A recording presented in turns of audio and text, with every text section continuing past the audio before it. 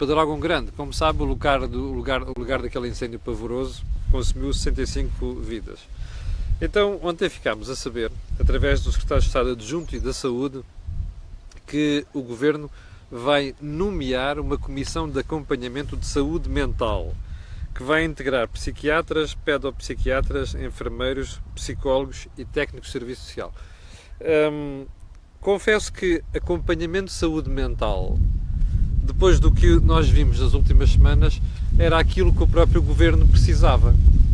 Ou seja, depois da quantidade de disparates que nós vimos, sinceramente, quem precisa de acompanhamento mental, suspeito que é o Governo. Bom, vamos lá então à agenda. Ontem o Observador, eu daqui a pouco já vou voltar a uma questão que falei ontem, que tem a ver com a execução orçamental, mas ontem o Observador publicou um trabalho interessante sobre aqueles grandes devedores da Caixa Geral de Depósitos. Como sabe, tem sido um assunto muito discutido ultimamente, porque o Banco de Portugal e a própria CMVM não querem divulgar os dados sobre os grandes devedores, mas, e sobretudo os detalhes das operações de crédito que foram feitas a essas empresas e a essas pessoas. Mas havia uma lista, e há uma lista que é pública, a gente consegue perceber quem são os maiores devedores da Caixa Geral de Depósitos. Mas ontem o Observador publicou um trabalho onde analisa essa lista dessas 11 empresas. Então, veja só este pormenor. Desses 11 grandes devedores da Caixa, 5 estão em liquidação, portanto, caput. Os outros 4 não pagam. Para você ter uma ideia, destes 5 que entraram em liquidação, o que é que sucedeu? A Caixa teve que constituir previsões de 1.400 milhões de euros. Ou seja, mesmo que agora o banco venha a recuperar alguma coisa, já lá estão empatados 1.400 milhões de euros. Isto explica uma parte do prejuízo que nós conhecemos nas últimas contas da Caixa Geral de Depósitos. Agora, a questão base é esta. Sabe quem é que pagou esta marmelada financeira? Adivinhou? Você. Você, eu e todos os contribuintes que vão suportar aquele aumento de capital que a Caixa Geral de Depósitos teve que fazer. E, portanto, coisas como estas são mais do que suficientes para nós dizermos que não há razão para que não se conheçam não só as listas, mas como as operações. Eu sei que é uma medida excepcional, mas a coberto destas coisas de sigilo bancário, depois nunca se chega a apurar a verdade.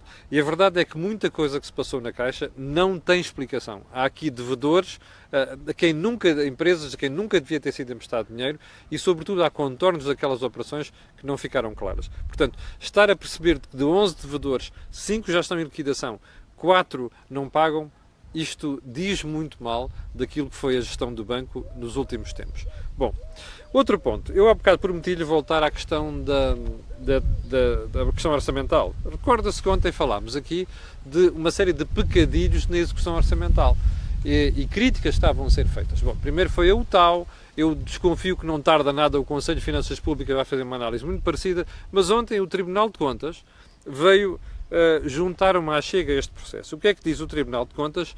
Ora bem, textualmente, rigor e transparência das contas públicas continuam comprometidos. Para você ter uma ideia, o Tribunal de Contas diz que o documento não inclui 3 entidades do perímetro que devia lá estar, nem dados de outras 15 entidades públicas. Isto é como se você olhasse para um orçamento e dissesse assim, bom, nós vamos receber isto e vamos gastar aquilo. E depois vai ao Caixa do Estado, que é o Tesouro, e diz assim, deixa-me lá ver o que é que entrou e o que é que saiu. E depois você vai ver quando aparece a escrita e faltam lá entidades. Neste caso, são 3. E depois ainda faltam mais dados de 15. Está a ver? Isto é falta de transparência orçamental. Portanto, se nós estamos a tentar credibilizar o Estado português e, sobretudo, porque temos de credibilizar porque precisamos dos empréstimos dos investidores, não é? Porque nós temos uma dívida muito elevada e continuamos a ter déficit, bom, é muito importante que estas coisas não aconteçam. E, sobretudo, é muito importante que aquilo que falámos ontem, que é, não está muito claro a forma como o Governo executou o Orçamento de Estado de 2016 ainda, e, sobretudo, não está muito claro o que se andou a passar no primeiro semestre deste ano. Isto não é nada positivo. E a única pergunta que eu tenho que fazer aqui é esta. Então, a Comissão Europeia e o Presidente da República estão distraídos? É que isto é particularmente importante. Sobretudo porque nós começamos a suspeitar mesmo. Eu ainda não fazia estes vídeos, eu comecei a fazer estes vídeos no dia 1 de janeiro de 2017. Mas eu não fazia estes vídeos, mas já escrevi no Jornal de Negócios várias vezes este ponto, que é: continuo a ter sérias dúvidas sobre o que é que se fez em 2016. Não obstante já haver uma conta geral do Estado. Porquê? Porque eu suspeito que uma boa parte dos pagamentos, uma boa parte das coisas que se passaram foram contabilidade de orçamento, a contabilidade criativa, e entre essa contabilidade criativa, o alongamento de prazos daquilo que são as dívidas que o Estado tem. Que é uma vergonha, tendo aquilo que foi o esforço que a Troika obrigou o governo português a fazer nos últimos anos. Bom, o último ponto da conversa de hoje ainda tem a ver com contas públicas e com a execução orçamental. Você recorda-se que nos últimos 18 meses ou 20 meses, a coisa que mais tem sido repetida por parte do Governo é, e mesmo pelos partidos que o apoiam, é a austeridade acabou. É. No entanto, as cativações continuam. Ainda para mais, cativações não justificadas. Quer ver um bom exemplo disso? Olha, veja lá a manchete de hoje do Diário de Notícias. O que é que ela diz? GNR dá ordem para poupar nos carros e quer patrulhas a pé. Quer ver? O Comando Territorial do Porto comunicou às chefias do distrito medidas de contenção rigorosas face aos grandes constrangimentos orçamentais. Ora bem, eu vou dar aqui um ligeiro desconto, que é, muitas vezes os organismos públicos não gerem bem os seus dinheiros, mas isto aqui é sinal das cativações. E isto aqui é o que desmente toda a retórica que tem sido feita nos últimos tempos em matéria de a austeridade acabou.